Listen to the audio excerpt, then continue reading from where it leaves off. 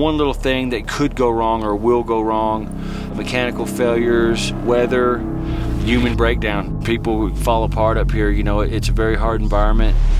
If one of those things breaks down, it's a bad season. Our window's really tight up here. Gosh, we got 3 months. We're gonna be going in this year and mining our lode claims, searching for aquamarine. Big pockets, big plates, going in behind big boulders that no man can get to with just hand tools. Now we're gonna rip into it with a piece of machinery that's about a block long. It's a family business, 4th generation miner, and we're gonna get out here and make some action.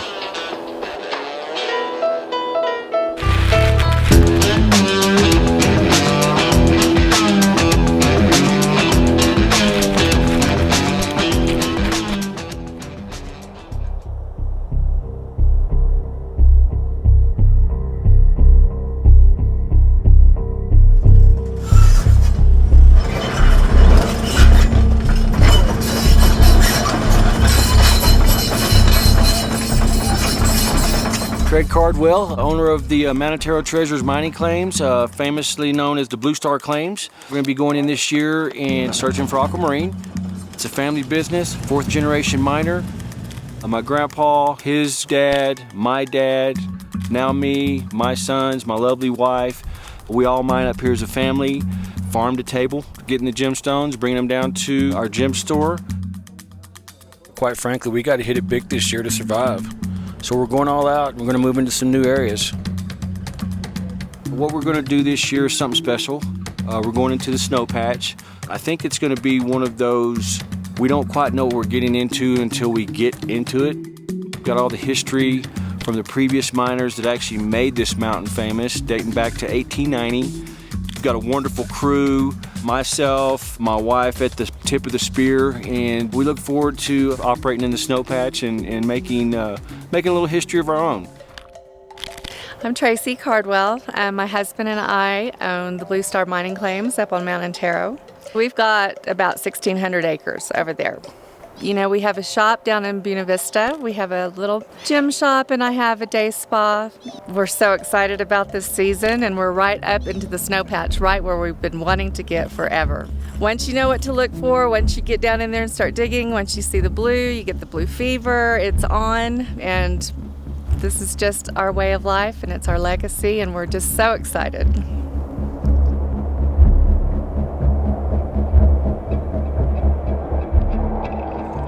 Not many people can do what we do up here, and the group of guys that we got here come from all over the United States, and they ascend on this one slope in hopes of one thing: hitting the blue.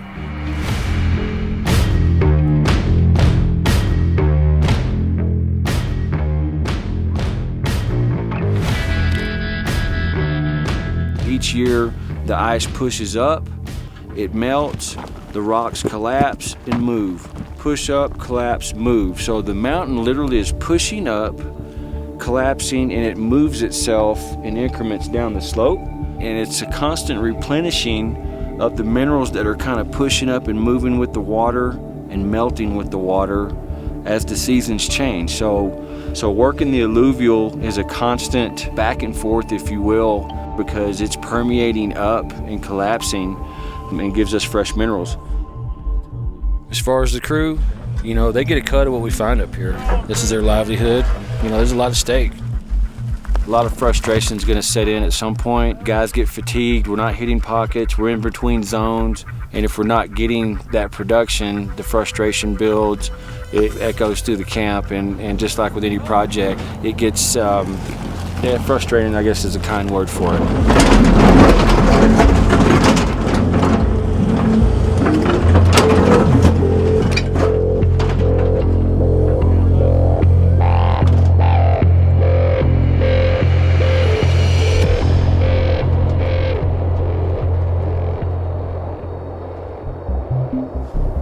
So what we've got going on with the setup this year is we've got all of our mining participants that are helping us out that are feeding off of my grandpa's actual treasure map.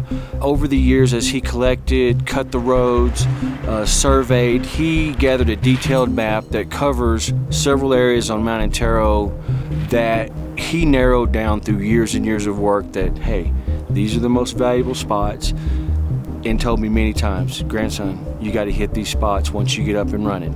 And that's what we're doing this year. We're sending all of our mining crews over into these special spots that's directly pertaining to my grandpa's treasure map. How you guys feeling? Feeling great. Feeling good? Got your legs under you? Oh yeah. Oh yeah. Okay, because you're going to need it. Yeah. Because I'm sending Rut row. I'm sending you guys to some of the most abandoned spots, the most prominent spots that nobody's had a chance to get over to. Ian and Jason, with your expertise, your knowledge of minerals, and be quite frankly, you're young enough. You know, you got the legs. You got the legs for it. You got the legs, man. Snow patch. This is what made the mountain famous. You're going to have to ascend down the slope from the north face. So as you ease back around here, this is going to get you down this snow patch. We haven't had a chance to ascend on it, and if I can get it scouted, marked out, we'll get the excavator over there and we'll really push in and make it happen for you guys. Awesome. My man. We'll open it Good up. deal. Yeah. Good deal, Jason. All right. Layla and Lyle, gosh, man, I can't say enough about why you're here. Now, Silver Star. So the Silver Star claims here, this was the initial discovery. The barrel inclusion shot through this mountain like a freight train, and it's a huge deposit. So as you ascend up and you get into this wall, it's unmistakable. You'll see some of the blowouts, literally blue barrel blowouts. But there's a lot of hiking. We'll eventually want to finish cutting the road to the top, and your exploration's going to say whether we do that or not. Yeah. So this is, we need to know. We need to know. So let the journey begin, and let's go get the blue. Exactly. Whoop, whoop. All right, guys. All right. We've got a great team with the maps that kind of guide them to where we want to go and for the future. And if they pan out like I think they are, future's pretty bright for the Cardwells.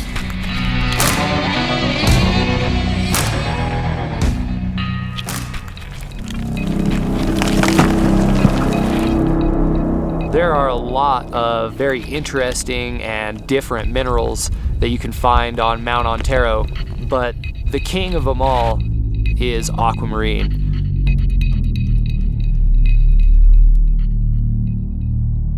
My name is Ian. I've been coming out here for about 5 or 6 years now. Jason and I have been friends for a long time, and we've been business partners since 2015 when we started our own mining and minerals business. Ian and I both have our own areas of expertise that make us work very well together. We're on our way to the snow patch. That's an area here on the north side of the mountain, covered with a large snow field for a good portion of the year. Historically, some of the largest, darkest blue aquamarines to be found on the mountain come from that area. The talus and scree rocks are very loose, so you have to definitely take your time, watch your steps, be careful, be methodical. We have some pretty high winds gusting up, and if you're not careful, that wind can knock you right off of your feet, and if you're on a ledge, it can knock you right off of the mountain. Well, we finally made it down here to the snow patch, and we're very excited to get to a thawed area over here. We're seeing plenty of blue beryl in the area and other minerals that make us think that this area right here is going to be very mineral rich. We're hoping to get deeper underneath some of these large boulders so that we can find the high quality aquamarine. This is some fried stuff, but there's some better stuff beneath this, and that's what we're going for. I can't wait to see what this seam looks like underneath. Stay there.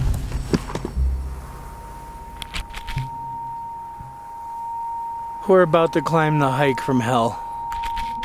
What we're going to do today is explore the Silver Star claim and retrace Tracie Cardwell's footsteps based off the treasure map that he left behind.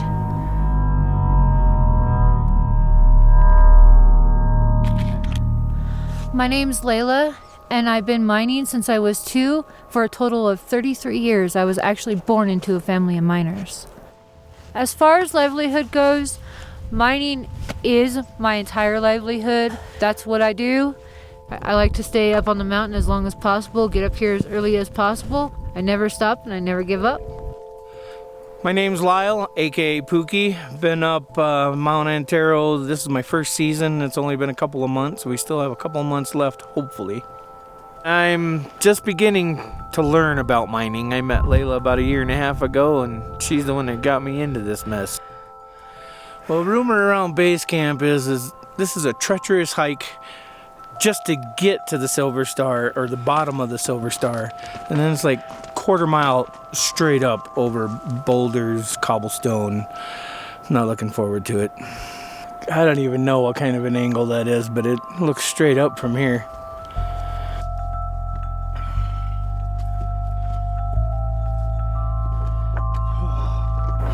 Need more oxygen at this level. What I hate is when you step on these big ones and they move.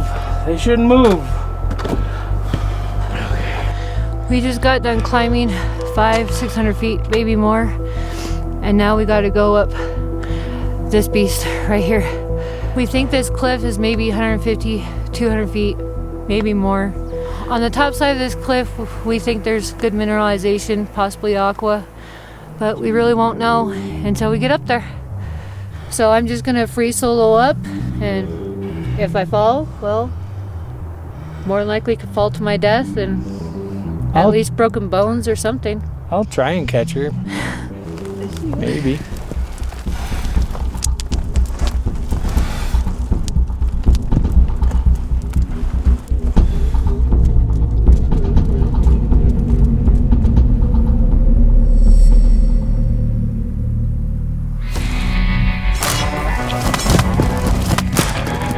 That pocket, $1 million pocket, baby.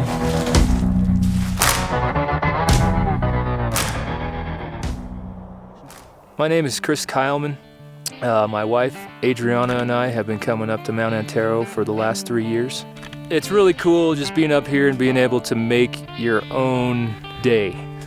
You come up here and you can decide to hike all around the mountain looking for different places, or you can sit in one spot and just dig until you can't dig anymore.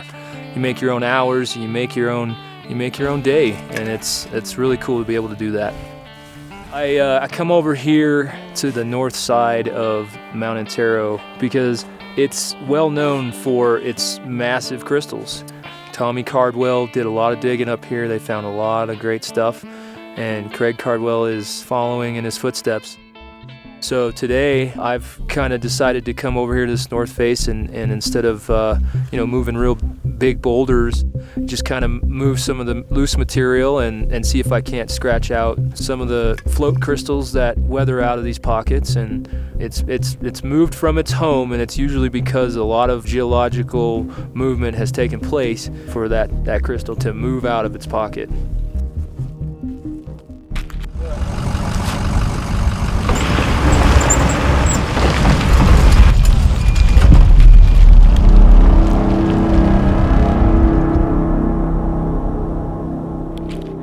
My name's Tom Miller.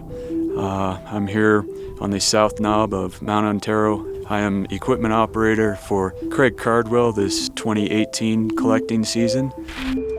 So the south knob of Mount Antero is approximately 13,800 feet. We are dealing with extreme altitude here, which means, of course, there is less oxygen, making it harder to do our job working-wise. It's harder on the machine. We do have some power loss there at this altitude. Because of this, we are operating daily. It's taken us about 5 days to get down there to the famous snowpatch area. This could possibly make or break a business here. We are never certain of anything in mining. I know Craig is a very good businessman, and I personally believe we're going to find some very good material down there. Yeah, so over the past few days, we've been trying really to get this machine down here, and being able to keep this thing active and keep this thing fueled up. It's not as easy as it may seem. Just to be able to get 40 gallons of fuel down a 1/4 mile road that, as you can see just behind us here, it's rather sketchy. We're getting it done, and ultimately that big payoff, that's really what we're all looking for.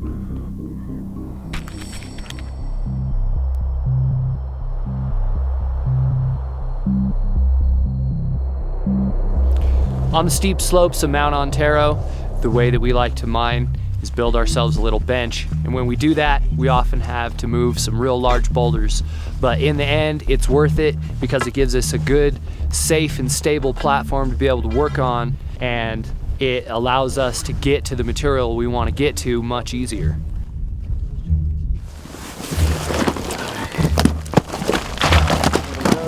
Right there. Excellent.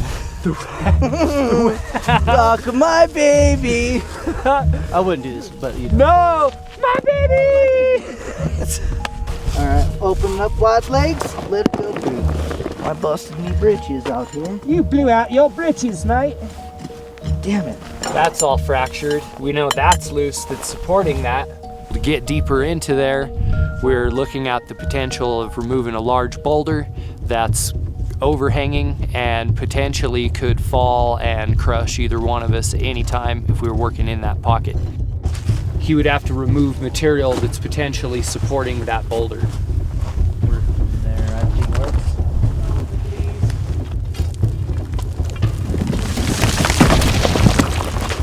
It can be fairly frustrating when you're working hard and you're not finding anything.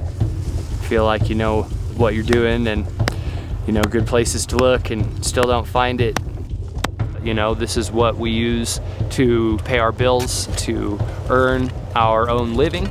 It can be more than a disappointment if we come home empty-handed. That just pisses me off sometimes. Oh, I can talk about all this and that, but go dig all day, can't find a damn thing. it's all right. Season only lasts so long.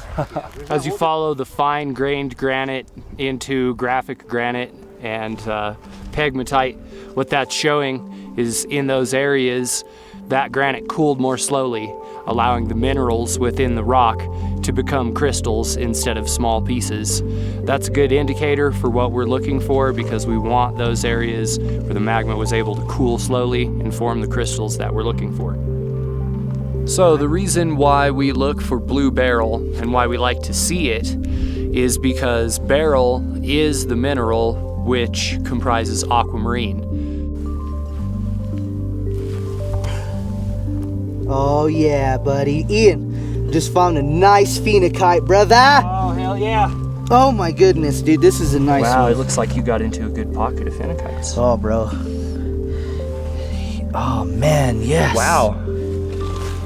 These phenokites that Jason's been finding are a similar mineral to beryl, much more rare mineral that's pretty highly prized by a lot of people, usually sold just as a specimen, although some people may wire wrap them in jewelry. A lot of people like them that way. Hopefully going this way it'll crystallize out a little better. And finding phenokites there I think is a good indicator, so yeah, take it that way. Just open it. I just grabbed a little feldspar and I think I got a smoky quartz. Oh hell yeah. That's what I'm talking about, brother. Another one, huh? Yeah. Oh, dude, that is a nice That smoky, is a bro. gorgeous piece. Holy smokes. Smoky quartz is a quartz crystal that formed clear and was exposed to a little bit of radiation from nearby radioactive elements. That is what gives it the dark smoky color. So anytime you find quartz crystals, it's a good chance you may find other peripheral minerals in the area. Look at it, it looks like a little baby to the other one you found. Oh yes. Ooh, it looks the same. Wow, that's badass.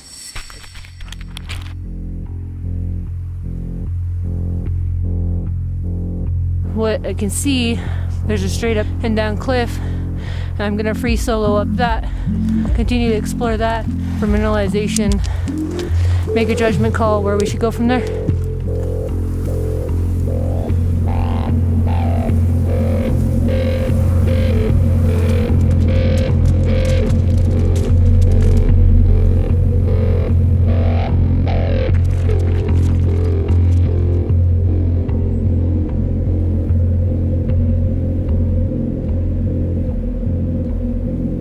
So just scaled up the cliff and got to the top and found a blue wall. So since this looks pretty promising, gonna go ahead and dig and prospect here. after scouting around, I actually found an easier way for Chubby to get up here. I think it was worth the hike to get up here for that. That's a really good sign. Lord knows what else we can find around this bluff right here, but I really like that. It's really dark. It's dark blue. If you don't extract it or work it carefully, you can have stuff above come crashing down your head and it could kill you. All that is loose. Yeah. So, what should we do? Start digging right here, you think? Yeah, I'd say probably dig, prospect around, and see what we could possibly find. It definitely is the first step.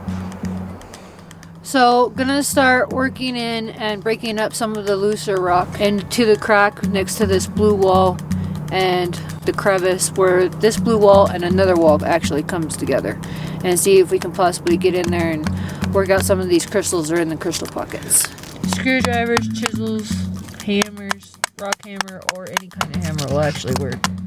And it's loose type material in the cracks, so. Need longer fingers? A lot of people at this elevation, especially if they're not used to it, can cause lots of issues. And if you're not hydrated, you know, it causes dizzy spells. Just anything can happen, and you definitely don't want to fall off the edge over here. Look, there's one right there. See it? Ooh, sparkly. Right now I'm trying to grab it with just 2 fingers. So she chiseled in here and there's a crack in the wall, and it's the thickness of a finger, so it's hard to get in there. Luckily she's got long skinny fingers to get in there, and maybe she can push it with a screwdriver without breaking it or damaging it. I'm grabbing out of aqua right now. Ooh. Right there. Look at that. That's a pretty one. This is an aquamarine and it looks like to be like a hexagonal shape. So I'm guessing this could be probably about 5 carats. I'm gonna go back to working on this aqua pocket. So this little rascal right here was worth the trip alone. This is awesome. But where there's one, there could be more. There should be more. Guess I better shine a light so she can see. Yeah, please do.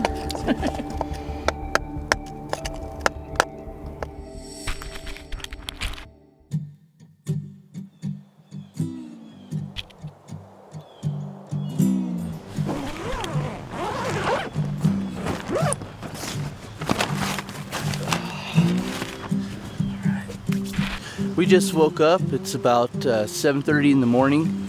We're gonna make a little bit of coffee and make some breakfast, get our lunch ready, and hit the road. My favorite thing about camping is actually getting away from the city. It's really nice to get a little bit of peace and quiet, enjoy the fresh air, and enjoy the outdoors. This is our campsite here on the mill site, area that's used to house miners, give us a place to stay. It's a beautiful little area in this valley leading up to the mountain. In front of me we have our creek that we get water from, and behind me we have our whole camp, my tent, Jason's tent. We have our common area. In there is our kitchen. We have a simple table, small stoves, and all of our cooking set up there. That's where we hang out, take shelter. We got a little fire pit there. Well, when we were far away, I thought it was 2 women. We got closer, and I was like, whoa, that's a dude wearing those yoga pants. Yeah. Which he can wear any kind of pants he wants, but I won't wear those. It's nice to get a good start for the day, get yourself some good calories, something to stick to your ribs. A lot of times we're so busy during the day, we get so excited when we're getting into crystal pockets. Sometimes we forget to eat, and so we try to make sure we start out the day with a good breakfast. So, in this case, we are not having chow, we're having food. As miners and prospectors, we definitely have an impact on the land that we work on. There's no way around making surface disturbances, and that's how it is with mining. But when it comes to the camping part of what we do, we definitely always try to follow the 7 principles of leave no trace outdoor ethics. We try to walk and camp on durable surfaces. We minimize our campfire use. We pick up other people's trash. We bury our waste and haul out our own trash. Ultimately, it is the land that brings us these resources, whether it's mining or food or something else. So we feel it's very important to take care of the land and to give back as much as we can. Need to get refill on some water. We're coming over here to the creek and getting some refill of this nice, clean Rocky Mountain water. All of our chores and tasks out here on the mountain become much more difficult than they are in town. We have to do all the same things you'd have to do in town. You have to keep yourself clean, keep our kitchen clean, all of our utensils, dishes, our sleeping areas. And of course, there's other tasks that you'd never have to do at home, like chopping wood, gathering water from the stream, filtering it. And when you put all of that together, it really can be very time-consuming. It takes a lot of effort to really do it well. So all those sort of logistics are definitely things that need to be taken into consideration, especially when you're doing long stints of mining like we are. Ready to dig some crystals, baby. You ready, Ian? Huh? You ready? Oh yeah. Always ready. Oh man, so exciting.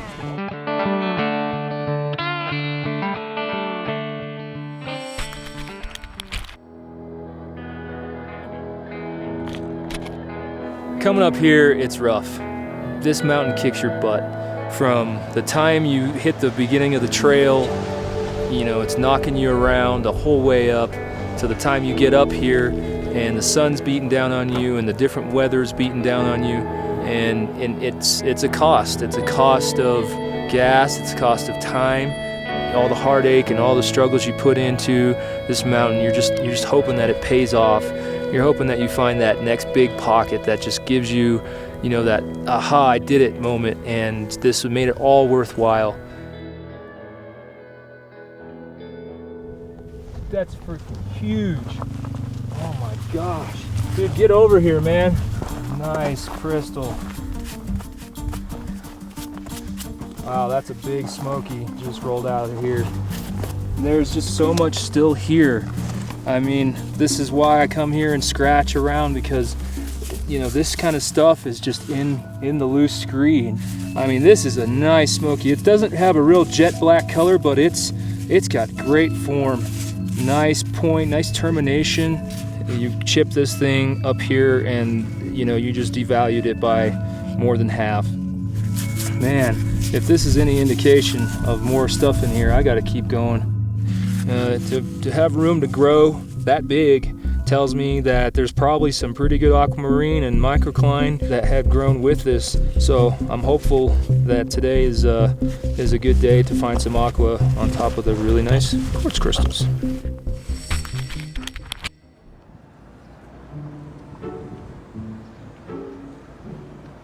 So we got Corey Moore from J&M Jewelry's coming in from Houston, Texas today. We're very excited. Corey's an expert in diamonds, minerals around the world. Corey's traveling in to make one of his yearly and bi-yearly visits and bring some new material in and kind of engage us on what's new in the industry and what he can do for our store.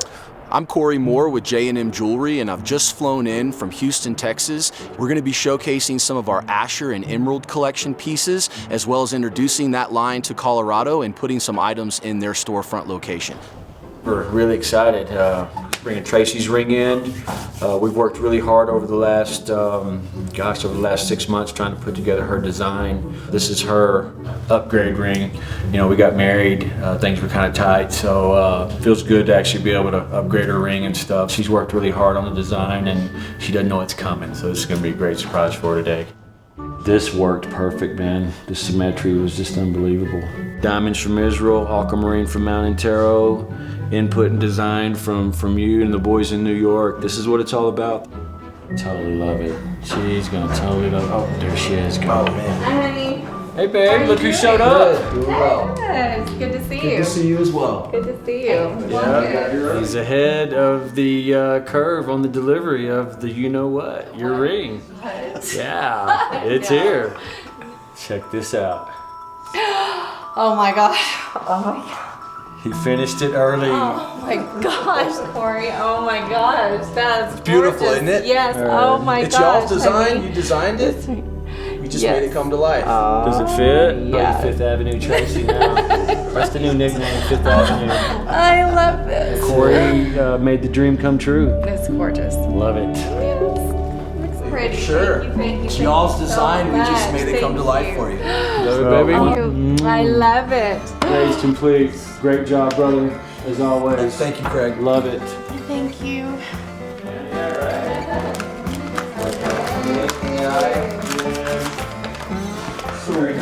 So what we have here is a combination of different items for you guys. Some of these pieces are from our Asher and Emerald collection, which features 7 different genuine gemstones and 3 different metal selections cut in the Asher shape and the Emerald shape. This is a 46.78 carat center aquamarine, natural stone from Brazil, mounted in 14 karat white gold with 2.5 carats of round white diamonds. You've got something like this, which is a part of our Asher collection, which is the 20 by 20 cocktail ring in dark pink topaz with 14 karat rose gold. Nice. Beautiful. This is a zebra pendant. This actually, believe it or not, was sketched on a napkin on an airplane on the way back from Israel. And it has 500 diamonds on it, each individually hand set. Natural black and white diamonds. It's called micro pave setting. So the whole piece is 14 karat white gold. Nice. That's gorgeous. This is totally going to accentuate what we're doing here and continue to allow us to build with what we already got going on. This is great, man. This is a great start of expanding our line. Absolutely. Glad to be working with you again, man. Yeah, we're glad to be here. Thank you, Nice. Corey. This Nice. complements our store so well. Corey comes in, got a great working relationship with this outfit. Corey's one of the industry leaders in what he does and resourcing different minerals for us that accent our aquamarines.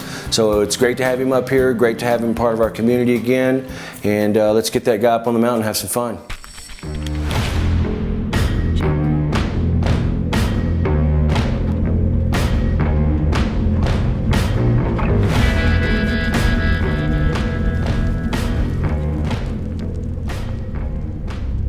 From a geological standpoint, yeah, it's there. We just have to find it. It's hard to believe, but I can dig through solid rock like I did back there. But here I'm having trouble with ice and rock. It's almost harder than concrete. You know, Colorado's had 3 periods of glaciation, and we believe this is left over from the last period of glaciation. So this is ancient ice, you know. It could be 100,000 years old. And definitely the deeper in we go, there's always ice. Ice and granite.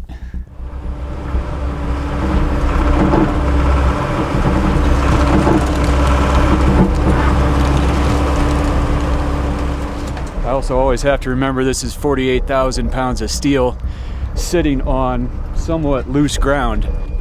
Pretty much I have to always be prepared if this machine starts sliding off the road or starts leaning over sideways. I have to assess the situation immediately and either try and save the machine or get out of the machine to save myself.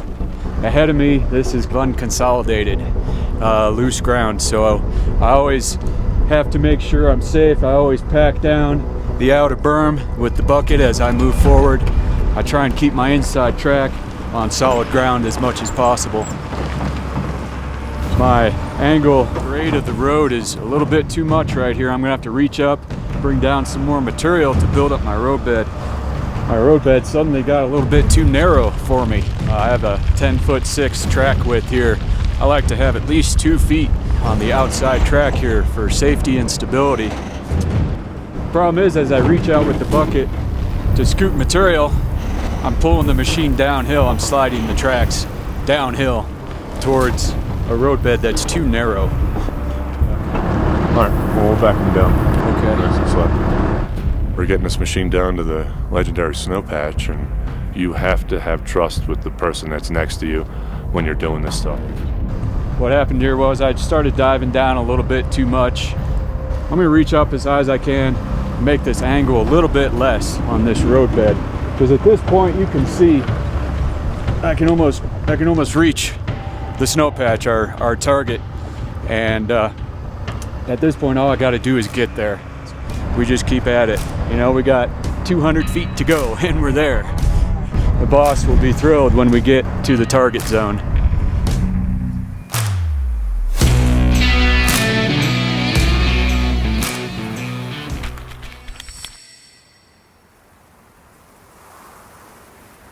We just arrived here to one of the spots we've been digging and prospecting at here on the snow patch. Jason's been working on this. He's found some real good indicators in this area. And what we're seeing in there is this kind of coloration of iron oxide along with blue beryl. It's pretty hard work, getting a little winded here at, 13,500 feet or so that we're at. We're gonna keep going. We keep going until we find the aqua.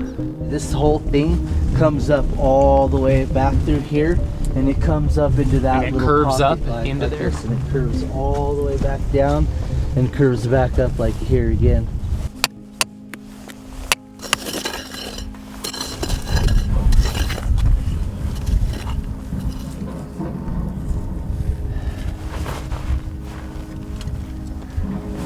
Oh yeah. Oh yeah, baby. Hell yes! Ian, come here, brother. A little Jolly Rancher. Look at that bad boy. Oh, hell yeah! That's a nice little one right there, man. Wow. Oh yes. Nice work, man. That's beautiful. Oh man, that's another nice clear one. Very beautiful and yeah, aesthetic piece. Oh. Yeah! Jason just discovered a small but nice pocket of some pieces of aquamarine, and these pieces are beautiful examples of that particular gemstone. Some of these larger ones are probably around 20 to 25 carats. Gem aquamarine varies in price, of course, depending on its quality, but can go for upwards of $25 a carat. The aquamarine is just such a beautiful stone. It's highly desirable. It's something you can sell quickly, and ultimately that is the biggest prize that brings us out here.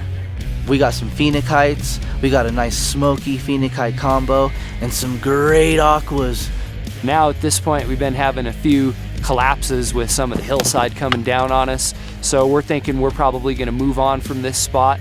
But we're gonna go ahead and call this one a win and keep looking for more great crystals. Gotta love smelling like feet, sonny. The mountain is a harsh mistress, and be persistent and learn to work with her. You will be successful.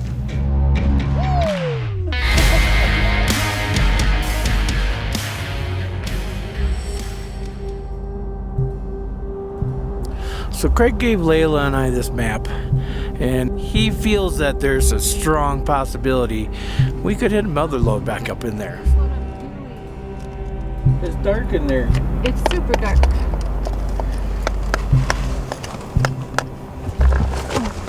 What? I see another one. Really? Yep. And I hope I didn't break it. Hold on. Reach it. Oh, take those. Got him. It's a tight squeeze. Fashion statement. Would a stick help, or did you get it? Right there. Holy crap, look how fat that is. It is a fat one. That's a nice one. That's already ready for a necklace. This one could be anywhere from 5 to 10 carats. Faceted means that it already has beveled edges, so it's already naturally shaped to be set in rings, necklaces, and it also means that it tends to be worth more. So far, we got 2 really nice pieces of aquamarine right here. And that's just from a little bit of chiseling with a hammer and screwdriver. We haven't even brought up the real tools yet. We might have to come back another day with some heavy equipment and get in here. There could be more hiding deeper in there, bigger and better. Possibly might be another one. It's pretty tight quarters. I can't see down in there, but it'd be awesome if there's another one. And look, there's one right there. See it? Just popped up. Look at that. Right there. So we're gonna get in. Ouch. And grab that. Right. Here we go. Here's another one. Oh my God, that's fat. Now that's a fat one right there. It doesn't look like it's got any fractures either. No, there's no fractures. So that as well could be anywhere from 5 to 10 carats. Well, it seems like we hit a really good pocket right here, but it is getting late in the day and clouding up. We should probably head back to camp because we don't want to hike down in this mess in the dark, and maybe let Craig know what we found and come back up here with some bigger tools. It is getting chilly. I'm freezing. Let's go that way.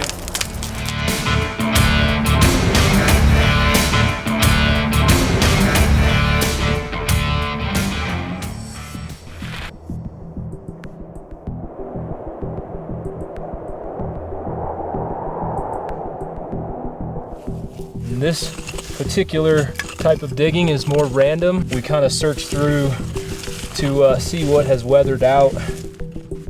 We want good crystals. We don't want etched crystals. We don't want broken crystals. But a lot of times the float ends up that way.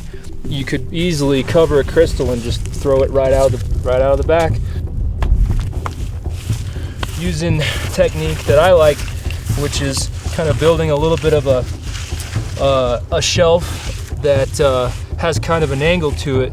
That way when stuff rolls down off the face of it, it rolls down right into the flat here, and you can see how the blue just stands out. I mean, when it comes out, it's just really noticeable. Any crystal that rolls out, rather, is really noticeable. So I just kind of bring this stuff down and fan through it.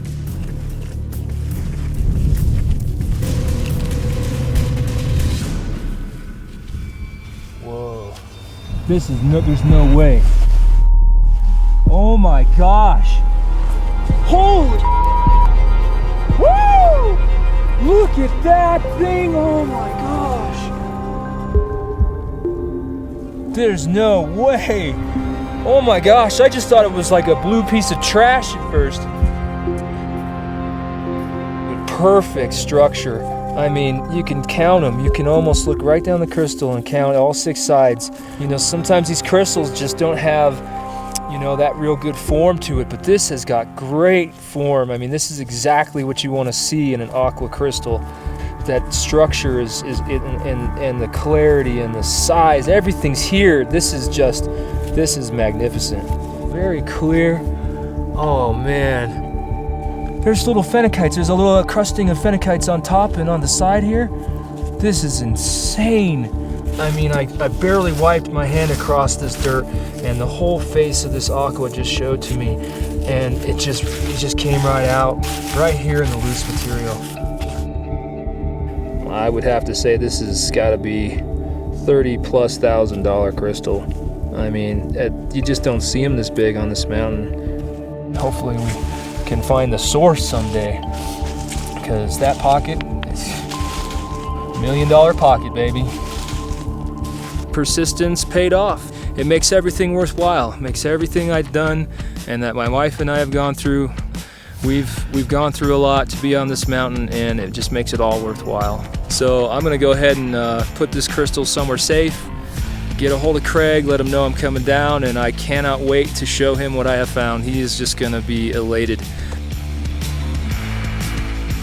So it's complete. You know, we've got all the zones platformed in, we've got all of our target areas honed in, and it's nothing left to do now but just to dig, slowly, methodically take apart some of these enrichment zones and get down to some of the more museum quality pieces that we hope to find, and that's what made this mountain famous.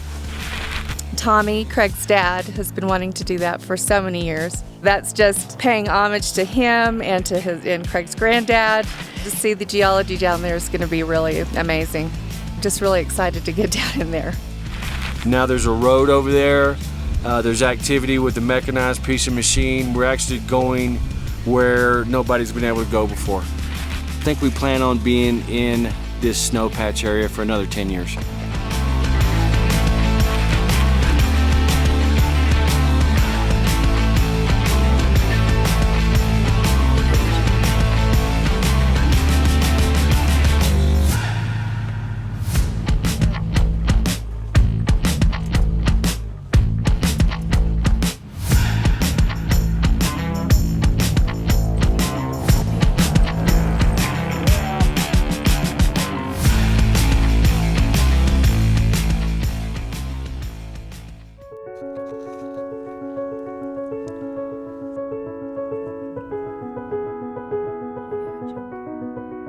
So I have a skincare line that I've developed from the glacier-washed mountains up on Mount Antero. So it's over 33 different minerals that go into your skin. It has smectite clays and minerals that are just indigenous to Mount Antero. So it's just a wonderful product and you have to come try it.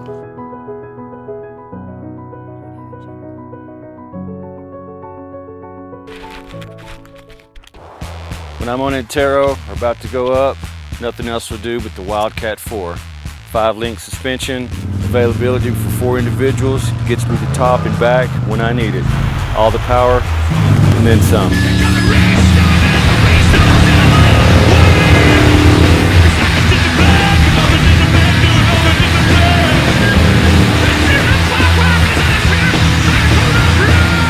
It's not Antero tough, it's not tough at all.